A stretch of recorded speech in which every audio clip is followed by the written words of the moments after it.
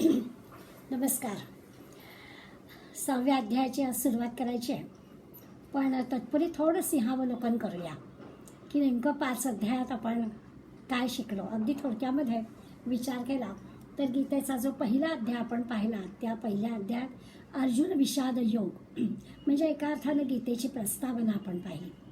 दुसऱ्या अध्यायामध्ये खरं तर गीतेच्या प्रत्येक अध्यायाच्या अखेरीला आपण असं म्हणतो, श्रीमद भगवद्गीतासु उपनिषत्सु ब्रह्मविद्यायां योगशास्त्रे श्रीकृष्णार्जुन संवादे.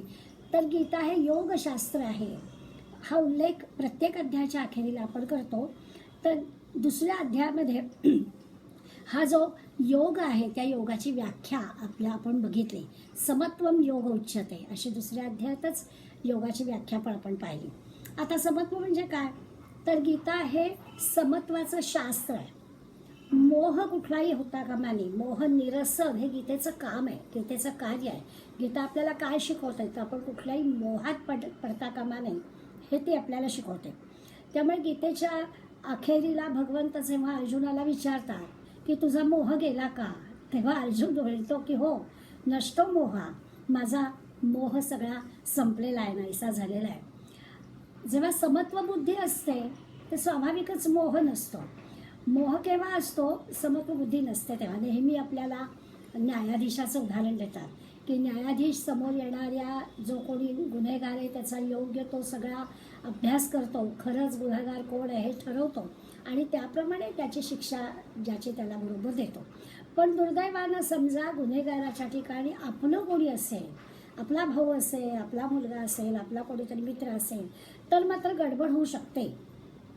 ते जे काही आहे म्हणजे तिथे ममत्व आड येतं, तिथे मोह होतो, तिथे काहीतरी आपण काही दुसरं करून बघू का असा विचार मनात येतो आणि मग आपण अडकतो त्याच्यात. त्याला समत्व निवडायचं, मग ते मोहात अडकणं होतं. तर दुसऱ्या अध्यायात आपण हे समत्वम योग उच्यते ही योगाची व्याख्या केली की मोहात न अडकता सगळीकडे समानतेनं आपल्याला पाहता आलं पाहिजे. याच अध्यायात आपण आणखीन एक गोष्ट शिकलो होतो, ती म्हणजे आत्मा अमर आहे. प्रत्येकाला आपल्याला मृत्यूचं भय असतं आणि त्यामुळे आत्मा अमरच आहे. काही काळापुरता आपण हा पोशाख घेऊन या रूपामध्ये आलेलो आहोत. ही आत्मा अमर असण्यामागची जी भूमिका आहे ती आपण या अध्यायात पाहिली. थोडीशी मरणाची भीती आपली कमी व्हावी असा त्याच्यामागचा उद्देश. तेव्हा नेहमी एक उदाहरण देतात सॉक्रेटिसचं, की सॉक्रेटिस हा तत्त्वज्ञानी लोकांचा तत्त्वज्ञ किंवा संतांचा संत असं ज्याला म्हटलं जातं, त्याला सुद्धा विष देऊन देहांताची शिक्षा देण्यात आली होती. आणि ती शिक्षा प्रत्यक्ष देत असताना खरोखर सगळ्या लोकांना फार दुःख होत होतं. देणारा किंवा अगदी विष हातात देणारा तो सुद्धा बिचारा रडत होता. पण सॉक्रेटिस शांत होता आणि सॉक्रेटिस सगळ्यांना सांगत होता की आत्मा अमर आहे. तुम्ही जे विष देऊन देहांताची शिक्षा देताय ती ह्या देहाला देताय, आत्मा अमर आहे. म्हणजे खरोखरच एक त्याला मरणापूर्वी विचारलं होतं की तुला कुठे पुरायचं. सॉक्रेटिसला कुठे पुरायचं हा विषयच काही आश्चर्याचं कारण नाही, कारण तो मुळी सगळ्यांना पुरून उरलेला आहे.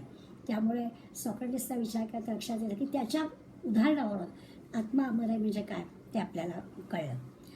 या अध्यायातून आपण शिकायचा काय प्रयत्न करायचा, हे सगळं समत्वम योग उच्यते, आत्मा अमर आहे किंवा पुढे आपल्याला याच अध्यायात स्थितप्रज्ञाची लक्षणं पण भगवंतांनी सांगितली.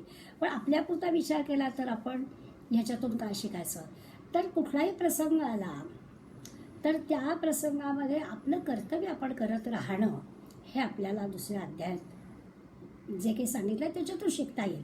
की आपण काय करायचं, की फळ काय मिळणार आहे त्याचा विचार करायचा, की आपलं कर्तव्य यामध्ये काय आहे ते कर्तव्य आपण करायचं. ही गोष्ट आपण या अध्यायात शिकू. दुसरं म्हणजे भगवंताच्या स्मरणामध्ये काम करायचं. भगवंताचं नाम घेऊन त्याच्या स्मरणामध्ये त्यांनी आपल्याला हे काम दिलेलं आहे, त्यांनी दिलेलं जे कर्तव्य कर्म आहे ते जणू की ईश्वरांनी दिलं आहे म्हणून ते करायचं, अशा भावनेनं आपण ते कर्म करायचं. याचा एक आणखीन चांगली गोष्ट होते की ते ईश्वरांनी दिलेलं काम आहे अशा विचाराने आपण ते काम केलं की आपण आनंदात करतो, त्या कामामुळे आपल्याला समाधान मिळतं. तर ही पण गोष्ट आपण यामध्ये शिकलो. मग अशी म्हटलं तसं की 3 समत्वम योग उच्यते शिकलो, आत्मा अमर आहे शिकलो आणि स्थितप्रज्ञाची लक्षणं आपण दुसऱ्या अध्यायात शिकलो. तिसऱ्या अध्यायामध्ये हाच कर्माचा विषय पुढे आला, कर्मयोगाचाच अध्याय होता आणि त्याच्यामध्ये आपण प्रत्येक कर्म हे भगवंताला अर्पण करायचं, अशा भूमिकेतून करायचं असं आपल्याला सांगितलं गेलं. आता एकदा का आपण भगवंताला अर्पण करायचं असं म्हटलं की ते कर्म चांगलंच होणार. आत्ताच नवरात्र झाला आहे, काल दसरा झाला आहे, आपण देवाला नैवेद्य दाखवणार तो अगदी नीट नेटकं व्यवस्थितच करणार, देवाला द्यायचं आहे ना. त्यामुळे अगदी मुद्दाम चांदीचं ताट काढणार, सगळे पदार्थ डावा उजवं सगळं करणार आणि छानपैकीच देवाला द्यायचं आहे म्हटल्यावर ते सगळं नीटनेटकंच करणार. अशा पद्धतीनं कुठली गैर गोष्ट, वाईट गोष्ट, कमतरतेची गोष्ट आपल्यातून होणारच नाही की जेव्हा ती देवाला अर्पण करायची. नेहमी एक उदाहरण दिलं जातं की बंगालचे एक शरदचंद्र म्हणून रामकृष्ण परमहंसांचे शिष्य होते. अगदी शिष्य या विचाराने खरोखरच रामकृष्णांवर त्यांचं अत्यंत आदरयुक्त प्रेम होतं. पण एक वाईट गोष्ट होती की शरदचंद्रांना दारूचं व्यसन होतं. खूप ते प्रयत्न करायचे, त्यांना कळायचं हे आपलं चुकतं आहे, परंतु त्या व्यसनातून मात्र ते मुक्त होऊ शकत नव्हते. रामकृष्णांना त्यांनी सांगितलं काय वाटेल ते हे माझं व्यसन कसं जाईल याच्यासाठी प्रयत्न करा. तेव्हा रामकृष्णांनी त्याला जे सांगितलं ते म्हणाले असं करा की मला नैवेद्य दाखवून दारू प्या. आणि किती आपले गुरु अत्यंत दयाळू आहेत. मला त्यांनी दारू सोड असं नाही सांगितलं किंवा दारू पिऊ नको नाही सांगितलं, तर मला नैवेद्य दाखवून दारू पी असं सांगितलं. क्षणभर त्यांना असं वाटलं की अत्यंत दयाळू असणारे आपले गुरु आहेत. पण प्रत्यक्ष जेव्हा त्यांनी ग्लास भरला आणि रामकृष्णांच्या फोटोसमोर ठेवला, त्यांचं स्मरण केलं, त्या क्षणाला मात्र त्यांना असं वाटलं की इतके आपले दयाळू गुरु, इतके प्रेमळ गुरु ज्यांच्यामुळे आज आपण आहोत आणि हे काय आपण करतोय, ही गोष्ट का त्यांना आपण नैवेद्य म्हणून दाखवतोय असं म्हटलं. आणि ही अशी अमंगल अपवित्र वस्तू नैवेद्य म्हणून दाखवणं हे अगदी शरदचंद्र बाबूंना आवडलं नाही आणि त्या क्षणी तरी तो ग्लास फेकून दिला आणि मग व्यसनमुक्त झाले, कायमची त्यांची दारू सुटली. म्हणजे देवाला जे अर्पण करायचं आहे ते चांगलंच असलं पाहिजे. इथे आता आपलं प्रत्येकच कर्म देवाला अर्पण करायचं आहे, त्यामुळे आपलं प्रत्येक कर्म हे चांगलंच असलं पाहिजे. नुसतं चांगल्या पद्धतीने करणं नाही, चांगलं कर्मच फक्त निवडायचं आहे, अशा पद्धतीचा विचार आपल्याला या कर्मयोगाच्या 3ऱ्या अध्यायामध्ये. आणखीन एक गोष्ट याच अध्यायात आपण पाहिली की कामक्रोधादी जे षड्रिपू आहेत ते आपले असे बलवान होतात.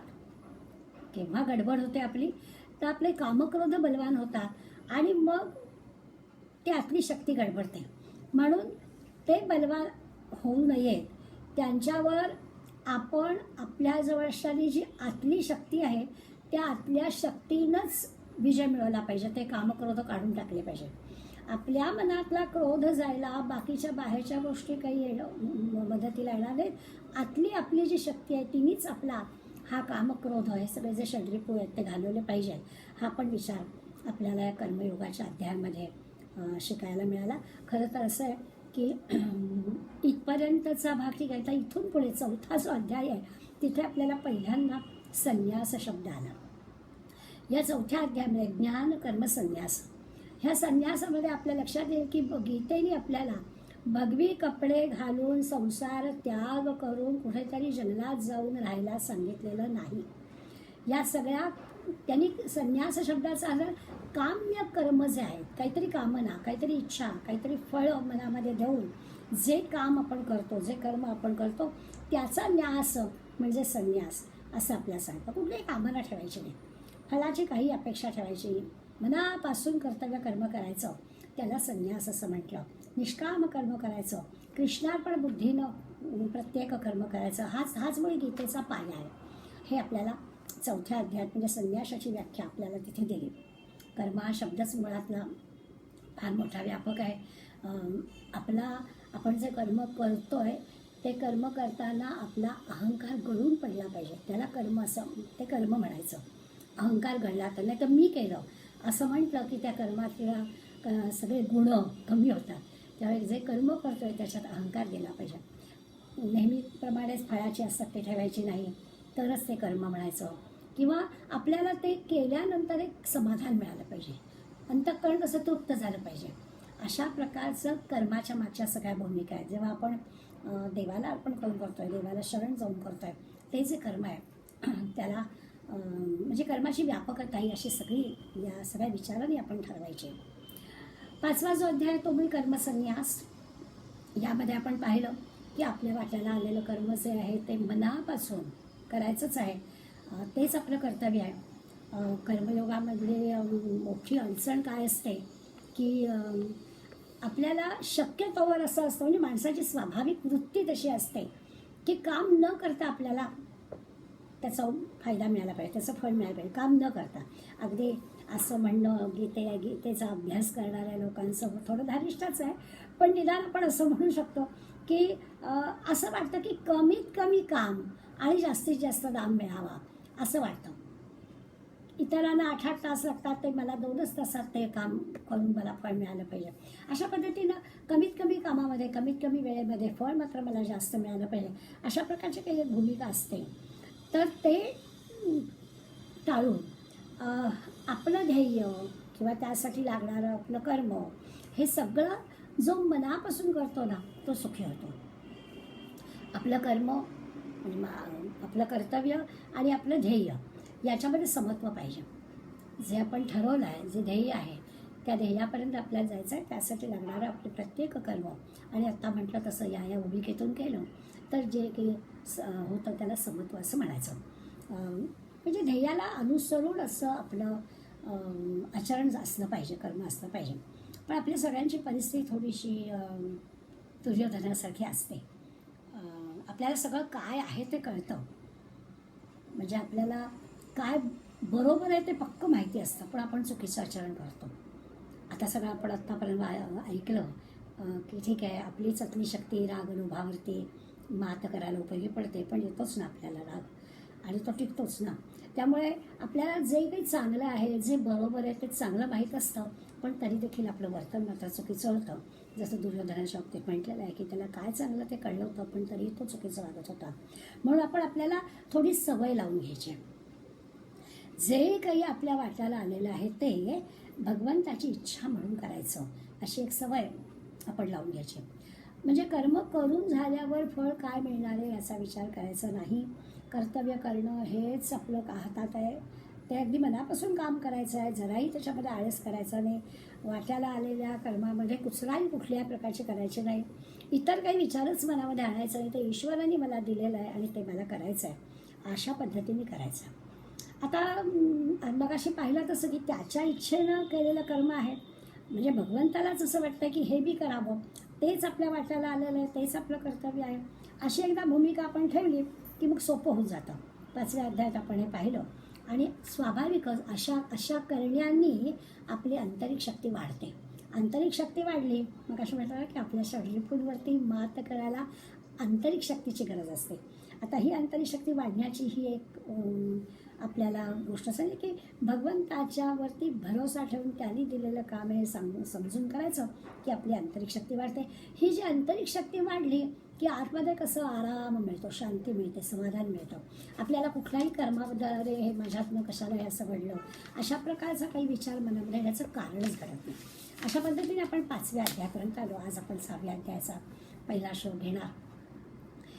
मी नेहमीच अध्याय पूर्ण होताना किंवा सुरुवातीला काय असतं, कवितेच्या माध्यमातून जर विचार केला ना तर थोडक्या शब्दामध्ये आपल्याला अधिक माहिती कळते.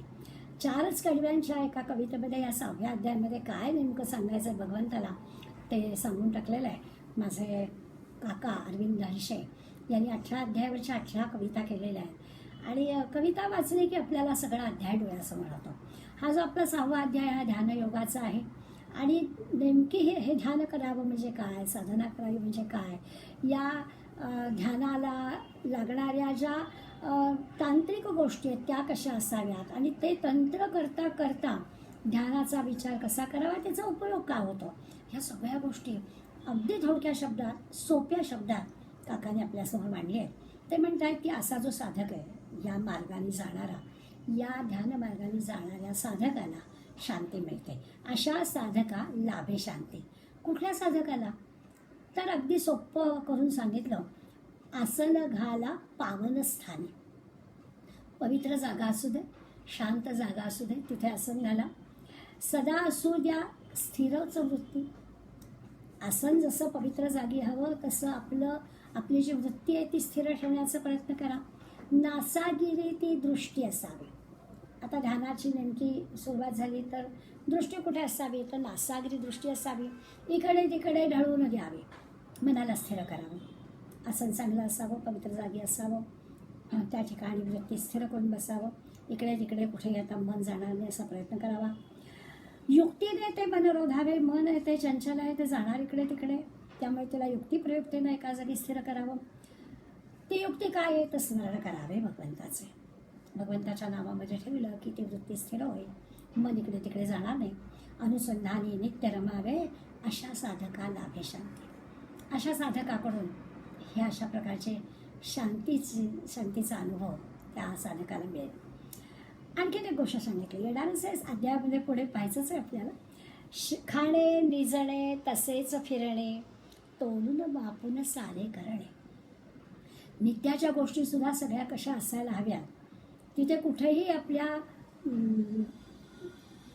कुठल्याही गोष्टीचा आपल्याला मोह होता कामा नये, याच्यासाठी सांगून टाकलं. खाणे निजणे तसेच फिरणे, तोलून मापून सारे करणे, योग असा तो नित्य साधन. जी आता ध्यानाची साधना करायची ती नित्याने करायची. आपोआप काय होईल, दुःखचा अवघे लयास जाईल आणि अशा साधका मिळे शांती.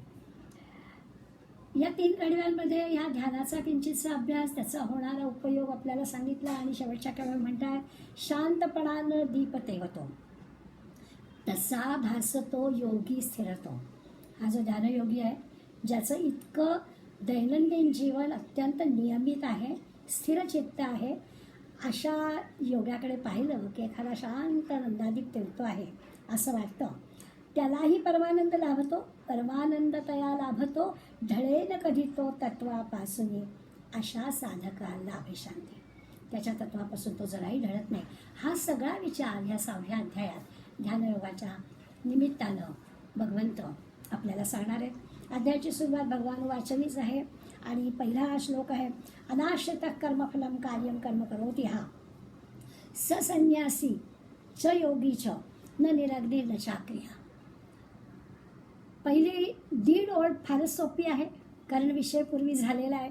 यहा म्हणजे जो कर्मफलम अनाश्रित, जो कर्माच्या फळाचा अनाश्रित, काही आश्रय घेत नाही, अपेक्षा करत नाही, कामना करत नाही.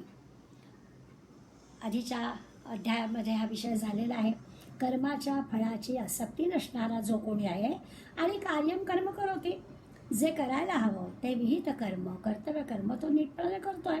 6 संन्यासी, 6 योगी, तो संन्यासी तो योगी आहे. त्यामुळे 1.5 ओळीचा काहीच प्रश्न नाही, सहज आपल्याला कळलं की जो निरपेक्ष भावनेनं कर्म करतो आहे तो जो कोणी आहे तो योगी आहे किंवा तो संन्यासी आहे. पण पुढली अर्धी जी ओळ आहे, न निरग्नी न चाक्रिया, त्याचा विचार मात्र आपल्याला करायचा आहे. न निरग्नी म्हटलंय, केवळ अग्नीचा त्याग करतो तो संन्यासी नाही, किंवा जो केवळ कर्माचा त्याग करतो आहे तो संन्यासी किंवा योगी नाही, याचा विचार आपण करणार आहोत. संन्यासी या शब्दाची व्याख्या यापूर्वी पण देऊन झाली आहे. म्हणजे या अध्यायाच्या सुरुवातीला ध्यान सांगण्यापूर्वी संन्यासीची व्याख्या भगवंतांनी पहिल्या श्लोकात केली आहे. परंतु आपण 5व्या अध्यायातल्या सुद्धा 3ऱ्या श्लोकामध्ये न्ययस नित्य संन्यासी यो न द्वेष्टी न कांक्षते, ही संन्यासीची व्याख्या पाहिली आहे. भगवंतांनी आपल्याला सांगितलं की जो माणूस न द्वेष्टी, काही कुणाचा द्वेष करत नाही, राग नाही, लोभ नाही, हवं नको पण नाही, आवड निवड नाही, असा पूर्णपणानं जो अलिप्त असतो, कशाचीही त्याला अपेक्षा नाही असा, किंवा तो कुणावरही किंवा कशावरही अवलंबून नसतो, अशाला नित्य संन्यासी किंवा अशाला संन्यासी 5व्या अध्यायातल्या 3ऱ्या श्लोकात व्याख्या देऊन झाली. आता आपल्याला ध्यानयोगाच्या किंवा अध्यात्मयोगाच्या निमित्तानं पुन्हा एकदा संन्यासीची व्याख्या पहिल्या श्लोकामध्ये भगवंत सांगतायत. तिथे आपल्या लक्षात असे येईल की आता आपल्याला अध्यात्मयोग बघायचा असल्यामुळे आत्मरूपानं भगवंताला जाणणं हे पाहायचं आहे. झालं, आपण यापूर्वी पाहिलं की आपल्याला भगवंताने दिलेलं कर्म आपण करायचं आहे, भगवंताच्यावरती पूर्णपणे श्रद्धा ठेवून ते कर्म करायचं आहे, ते फळ मिळेल की नाही त्याचा विचार करायचा, हे सगळं सांगून झालं.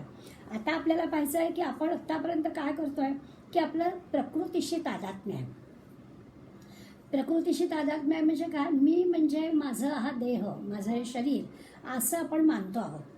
आता या देहभावनेचा आपल्याला त्याग करायचा आहे. हा जो त्याग आहे, हा त्याग करणं म्हणजेच भगवंताशी स्वतःला जोडणं. आपलं जे देहाशी तादात्म्य आहे की मी म्हणजे हा देह असं जे आपल्याला पक्क वाटतं आहे, त्याच्याऐवजी ह्या देहभावनेचा त्याग आपल्याला करता पाहिजे. मी म्हणजे हा देह नाही, माझं काहीतरी वेगळं स्वस्वरूप आहे. त्या आत्मज्ञानाकडे आता आपली वाटचाल व्हायची आहे आणि म्हणून स्वतःला आता भगवंताशी जोडणं, याच्यासाठी आता आपल्याला संन्यास आणि योगी शब्दाचा अर्थ पाहायचा आहे. संन्यास म्हणून कर्तव्य कर्म टाळणारा भगवंताला बिलकुल मान्य नाही आहे. कर्तव्य कर्म करायचं नाही, आपली कर्म सोडून द्यायची आणि बगली कपडे घालून वनामध्ये फिरायचं, अशाला संन्यासी म्हणायचं, असं भगवंताला मुळीच मान्य नाही आहे. अनाश्रितः कर्मफलम, कर्माच्या फळाचा आश्रय घ्यायचा नाही, कर्माच्या फळाचा विचार करायचा नाही, गोष्ट खरी आहे. निष्काम भावनेनं कर्म करायचं आणि त्याला संन्यासी म्हणायचं. निष्काम भावनेने कर्म करणाऱ्याला संन्यासी म्हणायचं, बरोबर आहे. मग आता कर्माच्या फलाचा विचार मनात आणायचा नाही, अगदी उत्स्फूर्तपणानं प्रत्येक कर्म करायचं उत्तम पद्धतीनं. म्हणजे काय प्रयत्नांची पराकाष्ठा आपण नेहमीप्रमाणे व्याख्या करतो तसं कर्म करायचं. म्हणजे खेळाडू वृत्तीनं कर्म करायचं, इतकं मनापासून खेळायचं. त्या खेळण्यामध्ये आपण जिंकणार आहोत का हरणार आहोत याचा विचार करायचा नाही. उत्तम पद्धतीनं खेळणं हे आनंदाचं असतं. जय पराजय याचा विचार खेळामध्ये करायचा नसतो. तसं आहे इथे की निष्काम कर्म करायचं, काय फळ मिळणारे वगैरे त्याचा विचार करायचा नाही. पण असं आहे ना की हे असं किती किती वेळा अगदी घोकलं, निष्काम कर्म करायचं, निष्काम कर्म करायचं, असं किती जरी घोकलं तरी स्वामी विवेकानंद सांगतात 24 तासामध्ये आपण एकही कर्म निष्काम कर्म करत नाही. पण तरी घोकत राहायचं. घोकत राहायचा फायदा एवढाच होतो की आपल्याला स्मरण राहतं, थोडेसे प्रयत्न होतात आणि मग एखाद्या वेळेस एखादं तरी काम आपलं निष्काम भावनेनं होईल. यासाठी हे घोकत राहणं उपयोगाला पडतं. म्हणत राहायचं की नाही, काय होईल ते होऊ दे. आता होईल ते होऊ दे म्हणताना मला काय हवं आहे ते मनात असतं, तेही आपल्याला ठेवायचं नाही आहे. म्हणून घोकत राहायचं, निष्काम बुद्धीनं काम करायचं असं म्हणायचं. आणि जे दोन शब्द, ज्या दोन शब्दांचा विचार या श्लोकातला आपला अधिक करायचा आहे, निरग्निही म्हणजे अग्नीचा त्याग केला. आता गीता ज्या वेळी सांगितली गेली ना, त्यावेळेला अग्नी म्हणजे यज्ञाला फार महत्त्व होतं. सगळी नित्यानी होम हवन यज्ञ करणारी मंडळी होती. त्यामुळे इथे निरग्नी ही म्हटलेलं आहे, याचा अर्थच असा आहे की जो अग्नी हे करतच नाही, प्रज्वलित करतच नाही. म्हणजे जो संन्यासी आहे त्याला स्वतःचं घर नाही आहे, स्वतःचं अन्न शिजवायचं नाही आहे, त्याला 4 घरी जाऊन भिक्षा मागायची आहे, स्वतःचा संसार थाटायचा नाही आहे, अशाला संन्यासी म्हणायचं. तर ही व्याख्या नाही. जो अग्नीच प्रज्वलित करत नाही तो संन्यासी असं नाही म्हणता येणार. याचं कारण असं आहे की तो त्याला घर संसार नाही, तो अग्नी नाही, पण 5 घरी भिक्षा मागावीच लागते. जे काही समजा सुखी भिक्षा मिळाली तर ते शिजवावं तरी लागतं, नाहीतर 5 घरी ओली भिक्षा तरी मागावी लागते, अन्न तरी मागावं लागतं. जठराग्नी जो आहे तो जठराग्नी प्रज्वलित झाला की त्याला 12 वाजता संन्यासी झाला म्हणून काय झालं, अन्न लागणारच आहे, त्यामुळे ते करावंच लागतं. त्यामुळे केवळ अग्नीचा त्याग केला आहे म्हणजे संन्यासी नाही. मग आता इथे अर्थ काय घ्यायचा, तर इथे आपल्याला अर्थ असा घ्यायचा, अग्नीचा त्याग करणारा संन्यासी नाही, याचा अर्थ असा की नित्य दैनंदिन जो उपासना करतो त्याला संन्यासी म्हणायचं. जो उपासना करत नाही त्याला संन्यासी म्हणायचं नाही. उपासना करणारा असला पाहिजे. निरग्निही न याचा अर्थ जो उपासनाच करत नाही अशाला नाही संन्यासी पाहिजे. जो संन्यासी असला तरी त्यांनी दैनंदिन नित्याची उपासना केली पाहिजे. तसंच नच अक्रिया. आता नच अक्रिया म्हणजे काय, तर कर्मरहित, क्रिया न करणारा. क्रिया न करणारा त्याला संन्यासी योगी नाही म्हणायचं. कर्माशिवाय कोणी राहूच शकत नाही असं जर आहे तर अक्रिया हा असं कसं चालेल. कर्तव्य कर्म केलीच पाहिजेत, विहित कर्म केलीच पाहिजे. ते न करणारा त्याला संन्यासी योगी असं म्हणता येणार नाही. म्हणजे ह्या दोन्ही गोष्टी ह्या काही योगी संन्यासाच्या व्याख्येत बसणार नाही. तो केवळ अग्नी तो वापरत नाही, तो भिक्षा मागून पोट भरतो म्हणून तो संन्यासी आहे, तर तसं नाही. किंवा जो सगळी कर्म टाकून स्वस्थ राहिलेला आहे, ध्यान लावून बसलेला आहे म्हणून तो संन्यासी, ही पण व्याख्या योग्य नाही. आपण ज्या गीता कृष्णार्जुनाचा संवाद गीतेच्या निमित्तानं पाहतोय, त्या अर्जुनाने सुद्धा युद्ध करणार नाही असं म्हटलं. अर्जुन सुद्धा भगवंताला सांगतो की मी युद्ध करणार नाही, म्हणजे मला युद्धासारखं कर्म करायचं नाही आहे. पण मी कोणतंच कर्म करणार नाही असं नाही तो म्हणत. तो म्हणतो मी भिक्षा मागून उदरनिर्वाह करीन, मी वनामध्ये राहीन आणि भिक्षा मागेन, पण मी युद्ध करणार नाही. इथे आपल्याला असं म्हणायचं आहे की निष्काम भावनेनं कर्म करणं त्याला संन्यासी म्हणायचं. आता त्यासाठी भगवंत आपल्याला अवतार धारण करून हे सगळं समजावून सांगतात. यदायदायी धर्मस्य म्हटलं आहे ते याच अर्थाने म्हटलं आहे. संत मंडळी हे सगळं सांगण्यासाठी जणू की अवतार घेऊन येतात आणि आपल्याला सांगतात की निष्काम कर्म, आपलं जे कर्तव्य कर्म आहे ते केलंच पाहिजे. आणि असं करणाऱ्याला योगी म्हणायचं आहे, असं करणाऱ्याला संन्यासी म्हणायचं आहे. जो निष्काम भावनेनं आपली सगळी कर्तव्य कर्म नीटपणाने करतोय त्याला संन्यासी योगी म्हणायचं आहे, अशी स्पष्ट व्याख्या पहिल्या श्लोकामध्ये करतोय. आणि त्याला शांती लाभते असंही लक्षात घ्यायचं आहे की असं केल्यामुळे काय होईल, अत्यंत समाधानी वृत्ती, अत्यंत शांतीचा अनुभव त्याला मिळेल. म्हणजे भगवंताची सेवा म्हणून जर आपण कर्तव्य कर्म करतोय की त्यांनी दिलेलं काम म्हणून करतोय, तर यद्यत कर्म करोमि तत्तद् शंभो तवाराधनम्, भगवंताची आराधना म्हणून मी माझं प्रत्येक कर्म करतोय अशी भावना त्याच्या मागे असेल. आपण आणखीन थोडा सोपा अर्थ करून बघूया की ही जी काही भक्ती, ज्ञान, कर्म, योग या माध्यमातून या समाज जीवनामध्ये काही विधायक परिवर्तन घडवून आणणं हे काम आहे. जो योगी आहे, जो संन्यासी आहे, त्याने काय करायला पाहिजे, तर कुठल्याही मार्गाने कर्म, ज्ञान, भक्ती, योग कुठल्याही मार्गानं त्यांनी समाजामध्ये विधायक परिवर्तन घडवून आणलं पाहिजे. म्हणजे काय, तर समजा एखाद्याजवळ वक्तृत्व असेल, संगीताचं ज्ञान असेल, तर त्यांनी कीर्तन प्रवचनाच्या माध्यमातून भगवंताचं चरित्र सांगावं, चांगल्या गोष्टी सांगाव्यात, लोकांना भक्तीच्या मार्गाला लागावं, चांगले विचार लोकांमध्ये प्रस्तुत करावे. समजा एखाद्याजवळ शरीर सामर्थ्य असेल तर त्यांनी समाजाची सेवा करावी, दुःखी, दीन अशा मंडळींची सेवा करावी आणि आपल्या शरीर सामर्थ्याचा उपयोग करून घ्यावा. एखाद्या गोष्टीचं समजा विशेष ज्ञान असेल, समजा आपण म्हणूया की वैद्यकीय ज्ञान एखाद्या वेळेला चांगलं असेल, तर लोकांना त्या वैद्यकीय ज्ञानाचा उपयोग करून द्यावा आणि त्यांची आरोग्यसेवा त्यांची करावी. किंवा योगाचं ज्ञान एखाद्याजवळ असेल तर त्याचा योगाच्या ज्ञानाचा प्रचार प्रसार करून लोकांचं आरोग्य उत्तम राहील असा प्रयत्न करावा. आणि हे सगळं करताना या चारही कुठल्याही प्रकारच्या मार्गाने, चारापैकी कुठल्याही मार्गाने जो योग्य आपल्याला वाटेल त्या मार्गाने जाताना महत्त्वाचं काय, तर कुठल्याही प्रकारची अपेक्षा ठेवू नये, काहीतरी मिळावं म्हणून काहीतरी करायचं असं करायचंच नाही आहे, त्याला योगी किंवा संन्यासी म्हणायचं. पहिल्या अध्यायामधल्या पहिल्या दीड ओळीचा तर श्लोकातल्या दीड ओळीचा तर आपल्याला अर्थ आधीच्या ह्याच्यामध्ये गेलेलाच आहे की कोणाला म्हणायचं आहे माहिती आहे. परंतु वरवर आपल्याला असं वाटतं की असा कोणीतरी वनामध्ये राहणारा, भगवे कपडे घातलेला, काही न करणारा, ध्यानात बसला असं वाटतं आहे, किंवा भिक्षा मागून पोट भरणारं, याला म्हणायचं का योगी संन्यासी, तर नाही. जो अशा पद्धतीनं कर्म करतो की ज्या कर्माकडून आपली फळाची अपेक्षा जराही ठेवत नाही, त्याला योगी किंवा संन्यासी म्हणायचं. भगवंताचा हा संन्यासी किंवा हा जो योगी आहे तो व्यवस्थित विहित कर्म करणारा आणि त्या कर्माचं फळ अमुकच हवं असा आग्रह न धरणारा, त्याला योगी किंवा संन्यासी म्हणजे काय, कशाची आसक्ती नाही, कसलाही दुराग्रह नाही, ते अगदी निस्वार्थ निष्काम असं जे काही कर्म आहे आणि ते कर्म करता करता परमेश्वराची सेवा, यामुळे मिळणारं आंतरिक समाधान, आंतरिक शांती, हा संन्यासी आणि योगी असण्याचा हे आहे. त्याला समत्व असं म्हणायचं, त्याला समत्व प्राप्त होतं.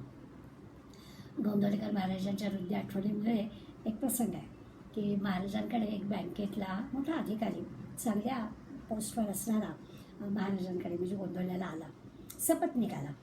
आणि त्यांनी एकंदर महाराजांच्या सगळं आजूबाजूचं वातावरण पाहिलं, छान विलक्षण प्रभाव त्याच्या मनावर पडला. आणि तो महाराजांना म्हणाला की महाराज, मला असं वाटतं की मी आता सगळं सोडून देतो. तर महाराज म्हणाले सगळं सोडून देतो म्हणजे काय? तर मला काही नाही, हे बँकेतली नोकरी वगैरे सगळं सोडून देतो. आणि मग काय करणार? तर म्हणाला की गोंधळाला येऊन राहतो आणि नामस्मरणामध्ये माझा वेळ घालवतो, नामस्मरण घेतो. महाराजांनी जरा त्यांच्या पत्नीकडे पाहिलं. पत्नीचा चेहरा चिंताजनक होता. आणि मग महाराज त्याला म्हणाले, हो तुम्ही जर असं केलं तर तुम्ही इथे आल्यावर तुम्हाला नोकरीची आठवण येणार नाही का? तेव्हा तो प्रामाणिकपणे म्हणाला, नाही असं नाही होणार, आज इतके वर्ष नोकरी केली आहे त्यामुळे थोडी अधूनमधून मला आठवण तर येईलच. त्यावर महाराज म्हणाले, मग इथं येऊन नामस्मरण करण्यापेक्षा नोकरीत राहून नामस्मरण करा. यातली जी खोज आहे ती त्या अधिकाऱ्याला पक्की कळली आणि लक्षात असेल की साधकानं आपलं जे कर्तव्य कर्म आहे ते कर्तव्य कर्म करावं, काम्य निषिद्ध कर्म टाकून द्यावे, विहित कर्म कर्तव्य कर्म करावं, तेच आपल्या कल्याणाचं असतं. आणि ते कर्म करता करता उपासना करावी, ते करता करता ईश्वराचं स्मरण ठेवावं. आपण पाहिलं की उपासनेचं जे कर्म आहे म्हणजे न निरग्निर्न न चक्रिया असं म्हटल्यानंतर मगाशी जो आपण अग्नी करत नाही, अग्नी प्रज्वलित करत नाही, तो योगी किंवा तो संन्यासी ही व्याख्या काही भगवंताला मान्य नाही आहे. त्याच्या मागे त्याचा अर्थ आता आजच्या काळात कसा घ्यायचा की उपासना न करणारा, काही साधनच न करणारा असा काही योगी संन्यासी होऊ शकत नाही. मग असा जर असेल तर त्याला काय म्हणायचं, उपासनाच करत नाही, कर्मच करत नाही, तर तो नाही चालणार. त्यामुळे अशाला काही योगी संन्यासी म्हणायचं नाही. अगदी मनोभावानी प्रेमाने ईश्वराची उपासना करणारा जो साधक आहे त्याचं काय होतं, तो छोट्या मोठ्या साधना त्याला सुचायला पण लागतात. एक करता करता असं करूया असं करूया, किती किती सहज सहज गोष्टी सुचतात की अरे जमेल आपल्याला, दशमी एकादशी द्वादशी करूया आपण गजानन महाराज पोथीचं पारायण, अनेक जणी करतात, किती वेळ लागतो आपल्यालाही जमेल. असं हळूहळू हळू एक एक एक एक काहीतरी साधना, काहीतरी उपासना, त्याचं नित्य आचरण, या सगळ्या गोष्टी जमायला लागतात. प्रामाणिकपणानं प्रयत्न केला तर जमतं. सुरुवात छोटी छोटी करावी. ईश्वराची जर स्मरण, ईश्वराचं स्मरण सारखं ठेवलं तर मग काय त्याचं सवयीत रूपांतर होतं. सुरुवातीला जर आपल्याला ठरवावं लागतं, करून घ्यावं लागतं, मनाला सांगावं लागतं. धीरे धीरे असं होतं की ते करताना आपल्याला त्याची सवय लागते. ईश्वर स्मरणामध्ये म्हणजे असं नामामध्ये ते काम आपलं हलकं होऊन जातं, नामाची सवय लागते. किती सोप्या सोप्या गोष्टी असतात की अगदी लिफ्टमधून जाताना, रस्त्याने जाता येताना, कुठेही जातोय येतोय, काही दुसरं नाही पण भगवंताच्या स्मरणामध्ये काम करणं, या गोष्टी सहज जमायला लागतात आणि त्याचा एक वेगळा समाधानाचा अनुभव आपल्याला येतो. हे आपण यज्ञसंस्थेतले कर्मकांड होम हवन गीता मुळीच सांगत नाही आहे, कुठेच त्याचा आपल्याला उल्लेख दिसत नाही. नित्य उपासनेचा अग्नी प्रज्वलित ठेवायचा, होमहवनाचा किंवा यज्ञसंकल्पनेचा नाही, तर ही जी नित्य साधना आहे, नित्य उपासना आहे, त्याचा अग्नी प्रज्वलित ठेवायचा. आता तो जो अग्नी आहे ना, नित्य उपासनेचा, नित्य साधनेचा, ईश्वराच्या स्मरणाचा, हा काही दाहक नाही आहे, अग्नीसारखा दाहक नाही आहे. हा आनंद देणारा आहे, शीतलता देणारा आहे, मनाला शांत करणारा आहे, अंतःकरण कसं तृप्त करणार आहे. ते जे आहे त्याच्यासाठी निष्काम कर्तव्य आपल्याला करायचं, त्याला योगी म्हणायचं, त्याला संन्यासी म्हणायचं. लोकमान्य टिळकांच्या चरित्रातला प्रसंग आहे. कोणाला योगी संन्यासी म्हणायचं ते लगेच आपल्याला या उदाहरणातून कळेल. लोकमान्य टिळकांना अटक केलं गेलं आणि पोलीस कोठडीत नेलं. दाजी खरे त्यांचे जे वकील होते ते वकील टिळकांचे मित्रही होते आणि वकीलही होते. नेमकी ना कोर्टाने सुद्धा संध्याकाळी यांना अटक केलं होतं, शिक्षा जाहीर केली होती आणि त्यामुळे जामीन मिळायची खटपट दाजी खरे करत होते, परंतु रात्र झाली तरी काही जामीन मिळाला नाही. आणि मग नाईलाजाने दाजी खरे कोठडीमध्ये लोकमान्यांना सांगायला गेले तर लोकमान्य गाढ झोपले होते. पोलीस कोठडीमध्ये लोकमान्य गाढ झोपलेले होते. तिथे जो पाहऱ्यावर असणारा स्वाभाविकच तो काही हिंदुस्थानातला पहारेकरी नव्हता, ब्रिटिशांनी त्याला नोकरी दिलेली होती, तो सुद्धा गडबडला होता. त्यालाही वाटलं की आजपर्यंत मी असं कधीच पाहिलं नाही कोठडीमध्ये येऊन शांतपणे झोपी गेलेला माणूस आजपर्यंत मी पाहिला नाही. पहिल्यांदाच हे असं पाहतोय. बरं, त्यावेळेचे जे तुरुंग होते, म्हणजे लोकमान्यांना ज्या कोठडीत ठेवलं होतं, ते की आजकालचे जे राजबंद्यांचे तुरुंग असतात तसे काही सगळी सुखसाधनांनी युक्त असणारे असे काही तुरुंग नव्हते. त्यामुळे आश्चर्य वाटलं. आणि मग पहारेकऱ्यांनी आत्तापर्यंत जे पाहिलं होतं की कोठडीमध्ये तडफडणारे, तळमळणारे, रडणारे अशी लोक पाहिली होती. टिळक मात्र स्वतःच्या घरात झोपावं असे शांतपणानं झोपलेले होते. हे जे काही आहे ना, म्हणजे त्यांनी त्यांचं कर्तव्यकर्म केलं होतं. नेमकं फळ काय मिळेल याची अपेक्षा ठेवलेली नव्हती. त्यामुळे कसलंही त्यांच्यावरती दडपण नव्हतं, कसला ताण नव्हता, काय होणार आहे याच्याबद्दल त्यांच्या काही अपेक्षा नव्हत्या. आत बाहेर ज्याला समाधान मिळतं तसं लोकमान्यांचं समाधान होतं. एका शांततेचा, एका समाधानाचा अनुभव ते घेत होते. एकीकडे कोठडीत आहे, पण कोठडीत असून सुद्धा त्यांचं जे अंतर्बाह्य समाधानाचा आपल्याला अनुभव दिसतो त्यावर लक्षात येतं की मग आता योगी संन्यासी कोण, तर हा खरा योगी किंवा हा खरा संन्यासी. अनाश्रित कर्मफलम कायम कर्म करोति यः स संन्यासीच योगीच. असा जो आपण श्लोक पाहिला त्याच्यातलं आपल्या लक्षात येईल की असं जराही कुठल्याही प्रकारच्या आपण करत असलेल्या कर्माच्या फळाची अपेक्षा न ठेवणारा आणि काम मात्र अगदी व्यवस्थित करणारा, तिथे कुचराई न करणारा, त्यालाच योगी आणि संन्यासी म्हणायचं. केवळ जे आपण पाहतोय की भिक्षा मागणारे, भगवी कपडे घालणारे, घर नाही, स्वतः अन्न शिजवत नाहीत, अग्नी नाही, अशाला योगी म्हणायचं नाही. कर्म न करणाऱ्याला योगी म्हणायचं नाही. गीता एका वेगळ्याच टप्प्यावर आता आपल्याला घेऊन जाणार आहे. हा जो अध्याय आहे हा थोडा अवघड आहे. सुरुवात तर चांगली झाली आहे. सुरुवातीला कुठे अवघड आहे, हा तर श्लोक अगदी आपल्याला सोपा वाटेल. आता पुढल्या श्लोकामध्ये योगी आणि संन्यासी एकच आहेत का, काही याच्यामध्ये काही फरक आहे? स्वाभाविकच आहे की दोन शब्द वापर, योगी पण म्हटला आणि संन्यासी पण म्हटला. मग या दोघांमध्ये काय फरक आहे, असा एक मनामध्ये येईल ती शंका. आणि त्या शंकेचं समाधान दुसऱ्या श्लोकामध्ये भगवंत करणार आहेत. आज आपण बऱ्याच दिवसांनी भेटल्यामुळे मी असं मनाशी उरलं होतं की आज आपण एकच श्लोक घेऊया, घाईघाईमध्ये दुसरा श्लोक नको. त्यामुळे पुढल्या गुरुवारी पुढला अभ्यास करू.